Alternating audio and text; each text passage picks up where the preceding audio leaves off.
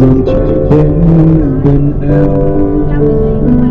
Ca sĩ Vì ngại em gấp hơn, hay vì sao làm em sốt sáng. Ngày không em quán đêm không bao tiếng đàn. Ngày không em sắc ta tay nhạt màu. Nhớ em trốn em khôn nguôi.